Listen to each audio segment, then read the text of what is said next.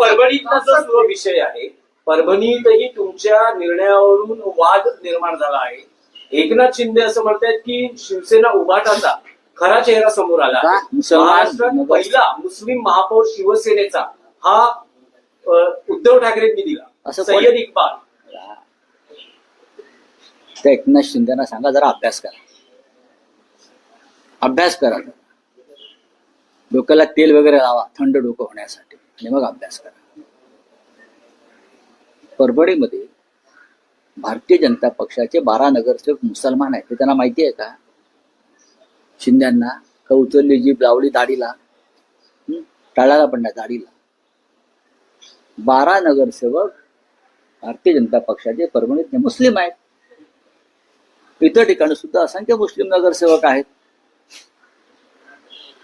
काय या देशामध्ये, या महाराष्ट्रामध्ये मराठी भाषिक मुस्लिम आहेत, ते काय घुसखोर नाहीत ना, मराठी भाषिक मुस्लिम आहेत.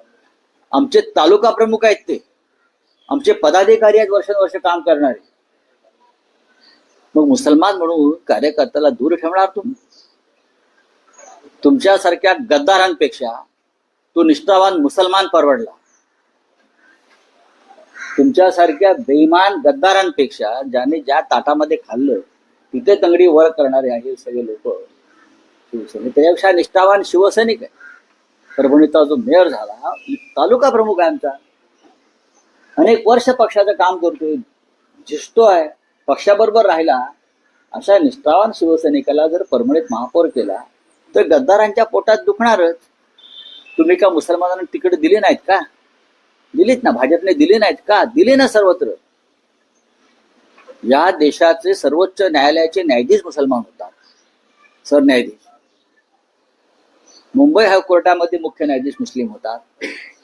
तुमचे राज्यपाल मुस्लिम आहेत, उत्तर प्रदेशचे का बिहारचे. या देशाचे राष्ट्रपती वारंवार मुस्लिम झालेले आहेत. भारतीय जनता पक्षाने डॉक्टर अब्दुल कलामना केलेला आहे.